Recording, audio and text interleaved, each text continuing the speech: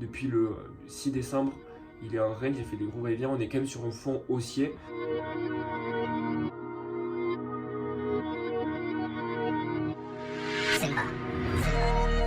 Bon, pas trade pour moi ce matin. Ne pas trader, c'est aussi une compétence. Donc là, regardez, mon scénario 1, c'était soit vendre ici sur ce previous daily high. On a réagi, ce trait là, c'est on fait un value gap pendant 15 minutes ici. Voilà, du coup, matinée terminée, j'ai fait ce que j'avais à faire, ma session, j'ai backtesté, je me suis formé un petit peu.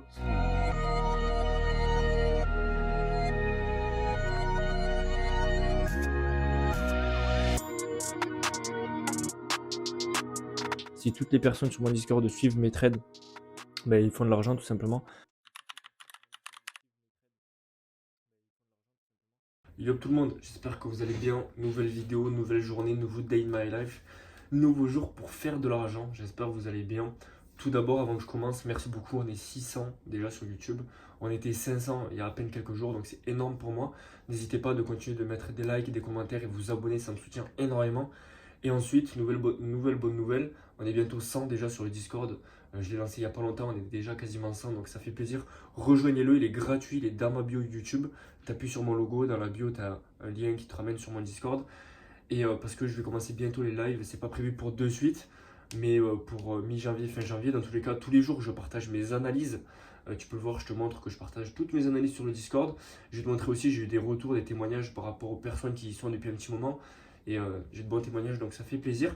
Euh, Aujourd'hui, nouvelle journée un petit peu classique. Ce matin, session DAX, après au sport, session investissement à long terme et session trading US.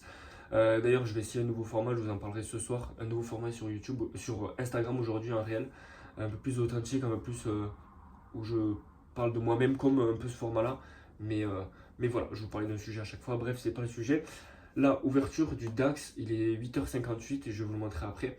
Moi, quand j'arrive devant les graphiques à 8h50, 8h55, si je vois pas un setup qui me saute aux yeux, un setup A+, comme je les appelle, euh, c'est que je vais pas déjà premièrement prendre au full risque, mais que je sais que c'est pas un setup 5 étoiles. Si j'ai pas le setup quand j'arrive qui me saute aux yeux, c'est qu'il n'y a pas de setup 5 étoiles, donc que je vais pas prendre full risque, je vais y aller modérément. Aujourd'hui, j'ai deux scénarios possibles. Le DAX, déjà, il range, entre guillemets, c'est un gros range, hein.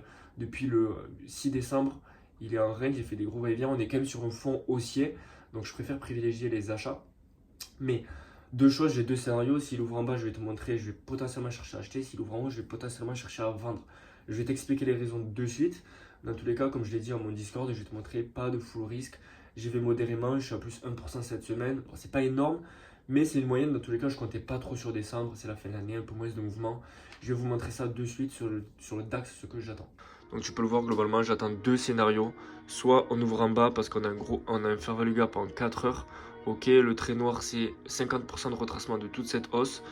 J'aime pas forcément beaucoup parce que si on met, hop, on se met sur les 50% et que je mets un stop à 25 points, après si, quoique ça fait quand même un stop assez large et ça me laisse la marge. Ce que j'aime bien dans ce scénario, c'est qu'on n'a pas pris l'Asian High, tu vois. Quand on a l'Asian High à chercher, ça me fait un ratio de 2,40, donc c'est plutôt sympa. L'ouverture est dans quelques secondes et si on ouvre en haut, je vais chercher à vendre.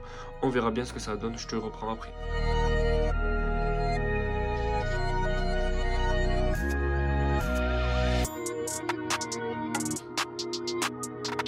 Du coup là, le prix a ouvert à la hausse, mais vendre là à contre-flux, ça me parle pas.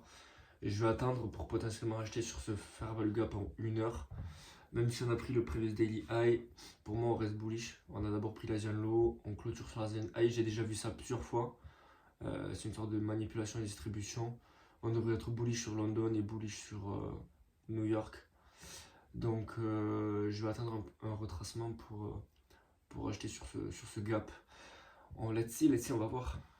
Bon, pas trade pour moi ce matin. Ne pas trader, c'est aussi une compétence. Il y a beaucoup de personnes qui se mettent devant les graphiques et qui absolument trade à chaque fois. Ne pas prendre de position, c'est aussi ne pas trader, c'est aussi trader en fait. Ou trader, c'est aussi ne pas trader, peu importe. Il faut savoir passer à côté quand ben, vous avez des incertitudes. C'est pas des incertitudes de temps psychologique, peur de perdre de l'argent.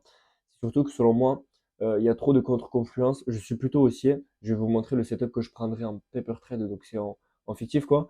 Euh, si ça se passe comme ça, mais pour moi, il y a trop d'incertitudes pour mettre de l'argent sur ce setup-là. Il faut comprendre la différence.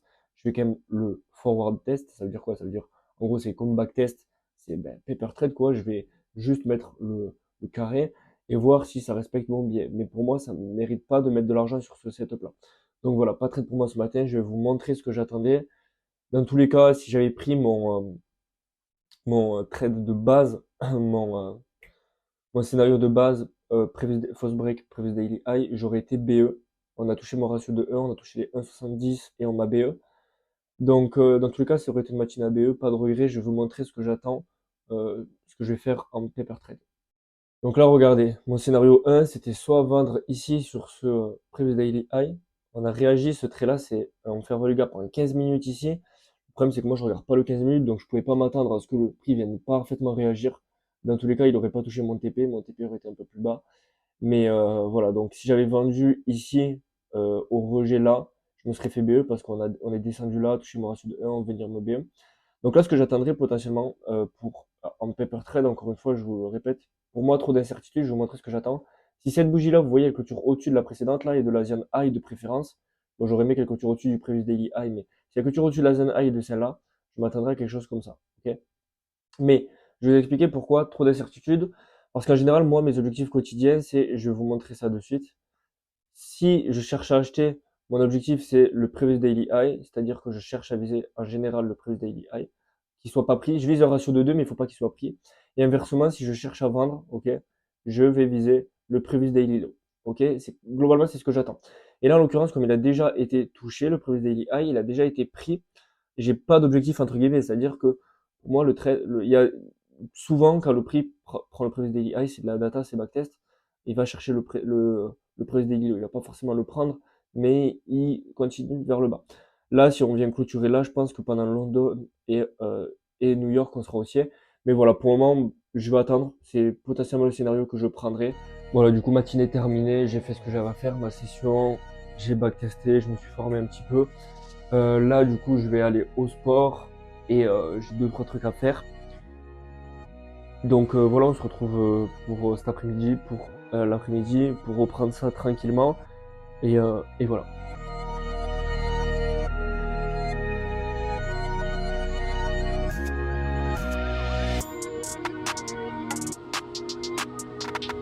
Allez, c'est la reprise, il est 15h13.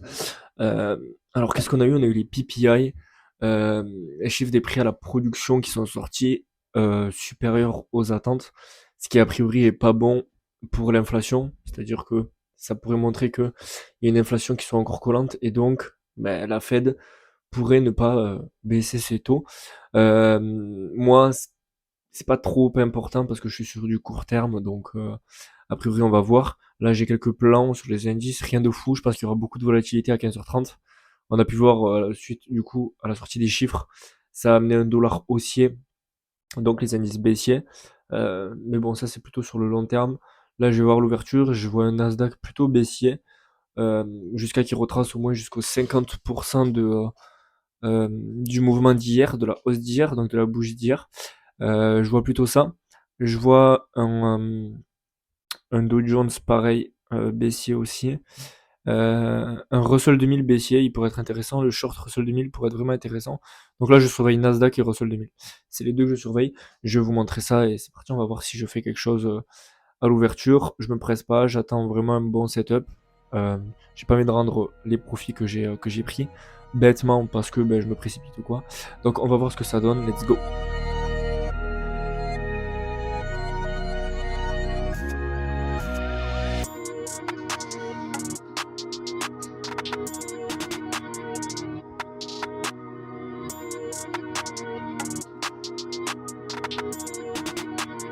Bah allez les gars, comme vous l'avez vu, du coup, petit TP aujourd'hui. J'ai pris un TP, j'ai pas pris énormément de risques parce que j'avais des contre-confluences, mais j'ai quand même pris du coup à peu près 0,5% de mon capital pour 0,25% risqué. Je risque pas énormément parce que sur ce challenge-là, c'est 6% qu'il faut faire. Là, je suis à 2% à peu près. Donc voilà, c'est une belle semaine, je suis content parce que je prends des trades. Les trades que je décide de ne pas prendre parce qu'il y a des contre-confluences, ben, ils se feraient SL. Par exemple, ce matin, le DAX, j'ai pas pris, c'était en range, c'était des contre-confluences, et si je l'avais pris, j'aurais pris en SL. Donc très content. Cet après-midi, c'était compliqué, c'était assez volatile, donc c'est pour ça que j'ai réduit le risque. Mais du coup, voilà, ça fait une journée à 600 euros, c'est très bien. C'est pas tant l'argent qui compte, comme je vous le dis à chaque fois, c'est de s'améliorer. Et du coup, bah, depuis que j'ai une vision beaucoup plus simpliste, que je reste en grande unité de temps, que je m'embête pas, que je prends ce que le marché a me donné et que s'il me donne rien, ben, tant pis, je prends rien. Ben là, voilà, j'ai pris un TP en 5 minutes, vraiment 5 minutes chrono, même pas. Mais je pense que c'est même moins si je joue au chronomètre. Mais du coup, voilà, ça fait plaisir, j'ai respecté le plan. Et de se dire qu'à partir d'un graphique vide, on peut arriver à faire de l'argent depuis, avec juste une connexion Internet, c'est fabuleux, vraiment. C'est incroyable la sensation d'arriver à prédire, entre guillemets, où peuvent aller les marchés. Donc voilà, en tout cas, c'est la fin de cette vidéo. J'espère que ça vous a plu. N'hésitez pas, je vous le dis, on est bientôt 100 déjà sur le Discord. Ça va très vite. Il n'y a pas de place limitée, mais ce que je veux dire, c'est que il y a de nouvelles choses qui vont arriver. Il y a des lives qui vont être mis en place. Il y a une formation vidéo qui va être mise en place. Il y aura une communauté privée qui va être mise en place. Donc, c'est pas de suite, mais allez-y, c'est gratuit pour le moment. Profitez-en parce qu'avec tout ce que je partage, honnêtement, si toutes les personnes sur mon Discord suivent mes trades, ben, ils font de l'argent tout simplement. Donc voilà, c'est la fin de cette vidéo. J'espère que ça vous a plu. N'hésitez pas à mettre un petit pouce bleu. Ah ben, il y a des bruits sur le Discord, c'est des gens qui doivent rejoindre. N'hésitez pas à mettre un petit pouce bleu, à vous abonner, ça fait super plaisir. Et je vous dis à demain pour rester max, pour un nouveau trade récap. Let's go faire de l'argent tous les jours, c'est l'adage. Ciao.